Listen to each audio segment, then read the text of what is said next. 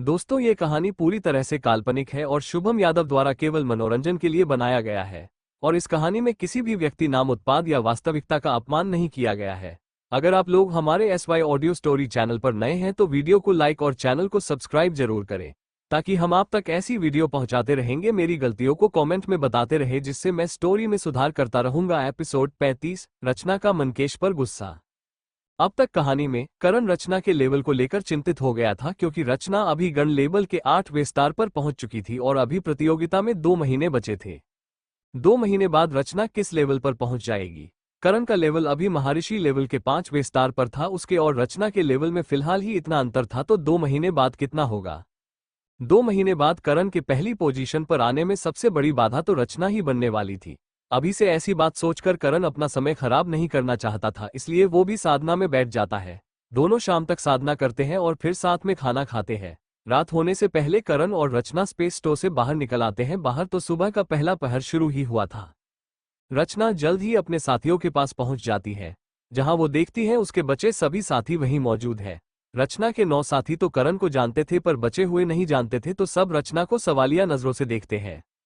रचना कुछ बताती उससे पहले ही एक मनकेश नाम का लड़का आकर करण को अपमानित करते हुए उसका परिचय पूछता है। अब कहानी में आगे मनकेश को शायद पता नहीं था कि करण किस दल से है, वरना वो कभी भी करण से बदतमीजी से बात नहीं करता। मनकेश का भेड़िया दल रैंकिंग में 4थे स्थान पर था, जबकि सिंह दल टॉप पोजीशन पर था।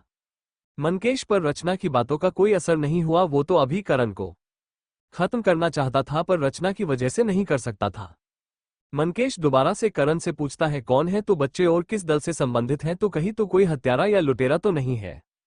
करण को अब थोड़ा गुस्सा आने लगा था, पर फिर भी वो रचना की खातिर मनकेश को देखकर सिर्फ मुस्कुरा देता है और कुछ नहीं कहता। मिस रचना, मुझे नहीं मालूम था कि तुम्हारे जूनियर भाइयों को बात करने की भी तमीज नहीं है, वरना मैं ऐसे लोगों की मदद बिल्कुल नहीं करता।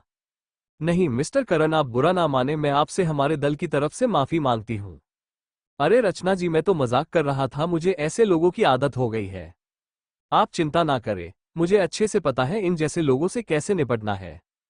हाँ तो मिस्टर, आपको मेरा नाम और मेरे दल का नाम जानना है ना, लेकिन आप जैसे लोगों को बताना जरूरी नहीं समझता हूँ। मैंने मदद तुम्हें देखकर नहीं करी थी, मुझे पता होता है तुम्हारे जैसे लोग भी हैं भेड़िया दल में, तो मैं कभी मदद नहीं करता। बच्चे, तुम कुछ ज्यादा बोल रहे हो, ये जानते हुए कि हम भेड़िया दल से हैं, तब भी तुम ऊंची आवाज में कैसे बात कर रहे हो?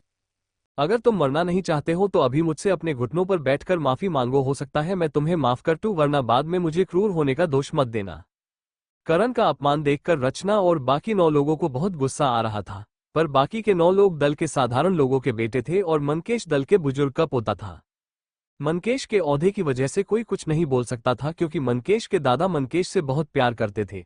पर रचना से रहा नहीं जाता और वो मनकेश पर चिल्ला जाती है, चुप हो जाओ मनकेश, बस बहुत हुआ। करण ने मेरी जान बचाई है और तुम्हारे सीनियर भाइयों तक की जान बचाई है, और तुम उससे बदतमीजी कर रहे हो। मनकेश, अब तुम करण से माफी मांगोगे, वो भी अभी, वरना मैं तुम्हारी शिकायत दल के लीडर से करूंगी, और तुम अच्छे से जानते हो दल के लीडर मेरे पिताजी है। मनकेश रचना की धमकी सुनकर चुप हो गया और रचना की तरफ देखते हुए बोला, देखो रचना, मेरा उसका अपमान करने का कोई इरादा नहीं है। मैं तो बस उसका परिचय पूछ रहा था। कहीं ये कोई गुप्तचर या लुटेरा तो नहीं है जो पहले मदद करने का दिखावा करते हैं और फिर जब हमको इन जैसों पर भरोसा हो जाता है तो ये लोग पैसा मांगते हैं। बस बहुत हुआ मनकेश, मैं अच्छे से समझ रही हूँ कि तुम क्या चाहते हो। मिस्टर करण, क्या आप मेरी खातिर अपना परिचय इन लोगों को दे देंगे? मैं एक बार फिर आपसे माफी मांगती हूँ, आपको मेरी वजह से बेइज्जत होना पड़ा। मिस रचना, आप मुझे शर्मिंदा कर रही है। मुझे किसी बात का बुरा नहीं लगा, आपको मुझसे माफी मांगने की जरूरत नहीं है। मैं आपकी खातिर एक बार क्या 1000 बार अपमानित हो सकता हूँ। मिस्टर मनकेश, आपको मेरा परिचय जानने का अधिकार अभी नहीं है। तुम सिर्फ भेड़िया दल के एक सदस्य हो और कुछ नहीं। क्या हुआ अगर तुम्हारी शक्ति फिलहाल मुझसे ज्यादा है तो मैं सिंह दल का चौथा राजकुमार करण सिंह तुम्हारे जैसे किसी भी सदस्य को जब चाहे तब मरवा सकता हूँ। इस बार मैं तुम्हें रचना की खातिर माफ कर रहा हूँ, अगली बार अपनी गंदी शक्ल लेकर मेरे सामने आने की गलती भी मत करना, वरना अगली बार मैं तुम्हें माफ नहीं कर पाऊंगा। सिंह दल का नाम सुनकर ही मनकेश की तो हवा ही निकल गई। जिस दल से एरिस राज्य में कोई भी दल भिड़ना नहीं चाहता है, उसने उसी दल के राजकुमार का अपमान कर दिया। मनकेश को तो सोच सोच कर पसीना आ रहा था, वहीं दल के बाकी सदस्यों का भी वही हाल था। पर रचना तो करण का पूरा नाम सुनकर शोक में चली गई। वो तो करण को छोटे मोटे दल का मेंबर समझ रही थी, इसलिए तो उसने करण को उसके दल का टोकन दिया था ताकि सही समय पर उसको अपने दल में शामिल कर सके। करण अपनी स्टोरेज रिंग में से अपने दल के कपड़े निकालकर पहन लेता है और एक टोकन निकालकर रचना को देता है। रचना करण से टोकन लेकर रख लेती है। करण रचना को बताता है, मिस रचना, ये टोकन आपको सिंह दल में बिना रोक टोक के आने जाने के लिए है। इसमें मैंने मेरी आत्मिक ऊर्जा डाल दी जिससे आप मुझसे कभी भी बात कर सकती है। आपको मुझसे बात करने के लिए अपनी आत्मिक ऊर्जा का अंश इस टोकन में डालना होगा बस। अच्छा मिस रचना, अब मैं मेरे रास्ते चलता हूँ। अब हमारी मंजिल अलग अलग है और मुझे अभी बहुत दूर जाना है और शाम होने से पहले वहां पहुंचना है, इसलिए अब मुझे आज्ञा दीजिए। मिस्टर करण, आपके टोकन के लिए धन्यवाद। मैं अब आपको अच्छे से धन्यवाद नहीं कर पाई, इसलिए आप जंगल से कब तक लौटेंगे इसका मुझे इंतजार रहेगा। मिस्टर करण, मैं दल की तरफ से एक बार और माफी मांगती हूँ। प्लीज मनकेश की बातों को दिल पर मत लीजिएगा। इसकी शिकायत तो मैं दल के लीडर से करूंगी।